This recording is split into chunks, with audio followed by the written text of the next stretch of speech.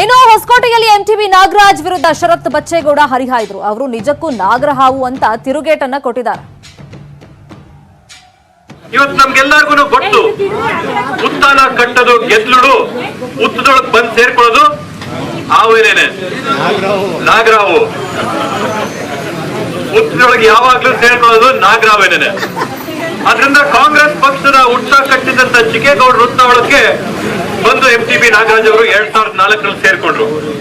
2004ರಲ್ಲಿ ಸೇರ್ಕೊಂಡು 2004ರಲ್ಲಿ ಸೇರ್ಕೊಂಡಾಗ ಚಿಕ್ಕವಾಗಿತ್ತು.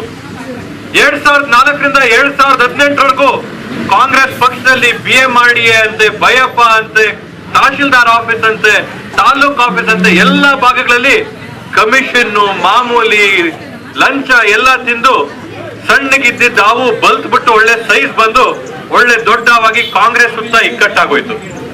ಇನ್ನ ಕಾಂಗ್ರೆಸ್ ಉತ್ತಕ್ಕಿಂತ ವಿಶಾಲವಾದಂತ ಉತ್ತ ಬೇಕಾಗಿತ್ತು. ನೋಡಿದ್ರು ಕೇಂದ್ರದಲ್ಲಿ ನರೇಂದ್ರ ಮೋದಿ 12 ಜನ ಆಗ್ಲೇ ರೆಡಿ ಆಗೋಗಿ ಇಲ್ಲಿ ಯಡಿಯೂರಪ್ಪನವ್ರ ಸರ್ಕಾರ ಬರಕ್ ರೆಡಿ ಆಗೋಗದೆ, ಬಚ್ಚೇಗೌಡರು ಇಲ್ಲಿ ಒಂದು ವಿಶಾಲವಾದಂತ ಉತ್ತಾಸೆ ಕಟ್ಟವ್ರೆ. ಬಂದ್ ಇಲ್ಲಿ ಸೇರ್ಕೊಂಡ್ರೆ ಇನ್ನೊಂದು 10 ವರ್ಷ ನಾನು ಆರಾಮಾಗಿರ್ಬೋದು, ತಿನ್ಕೊಂಡು ಚೆನ್ನಾಗಿರ್ಬೋದು ಅನ್ನೋ ಉದ್ದೇಶದಿಂದ ಕಾಂಗ್ರೆಸ್ ಪಕ್ಷಕ್ಕೆ ದ್ರೋಹ ಮಾಡಿ ಬಿಟ್ಟು ಯಾವ ಪಕ್ಷನ ನಾವು ಕಟ್ಟಿದ್ವೋ ಆ ಪಕ್ಷದುದ್ದಕ್ಕೆ ಬಂದು ಸೇರ್ಕೊಂಡು ನಮ್ಗೆ ಇವತ್ತು ಜಾಗ ಇಲ್ಲದೆ ಇದ್ದಂಗೆ ಮಾಡ್ಬಿಟ್ರು. ಇನ್ನು ವಿಜಯನಗರ ಕ್ಷೇತ್ರದಲ್ಲೂ ಪ್ರಚಾರದ ಭರಾಟೆ. ಕ್ಯಾಂಪೇನ್ ವೇಳೆ ಬಿಜೆಪಿ ಅಭ್ಯರ್ಥಿ ಆನಂದ್ ಸಿಂಗ್ ಕಣ್ಣೀರನ್ನ ಹಾಕಿದ್ರು. ಮಗನ ಮದುವೆ ಕಾರ್ಯಕ್ರಮದಲ್ಲೂ ಪಾಲ್ಗೊಳ್ಳೋದಕ್ಕೆ ಆಗ್ತಿಲ್ವಲ್ಲ ಅಂತ ಭಾವುಕರಾದ್ರು. ಕನಸು ಈಗ ಸಾಕಾರ ಮಾಡಿದ ಸಂದರ್ಭ ಇದು. ನಿಮ್ಮ ಲೈಫ್ ಅಚೀವ್ಮೆಂಟ್ ಅಲ್ಲಿ ನಿಮಗೂ ಒಂದು ಕ್ರೂಷಿಯಲ್ ಟೈಮು. ಇಂಥ ಸಂದರ್ಭ ಎರಡು ಬಂದರೆ ಹೆಂಗೆ ನಿಭಾಯಿಸ್ತೀರ? ಅಷ್ಟೇ ದೇವ್ರ ಮೇಲೆ ಭಾರ ಹಾಕಿ ಸಮಾಜ ಸೇವೆ ಮಾಡ್ಬೇಕಂದ್ರೆ ಮಾಡಬೇಕಾಗುತ್ತಲ್ಲ. ಅಷ್ಟೇ ದೇವ್ರ ಮೇಲೆ ಭಾರ ಹಾಕಿ ಸಮಾಜ ಸೇವೆ ಮಾಡ್ಬೇಕಂದ್ರೆ ಮಾಡಬೇಕಾಗುತ್ತಲ್ಲ.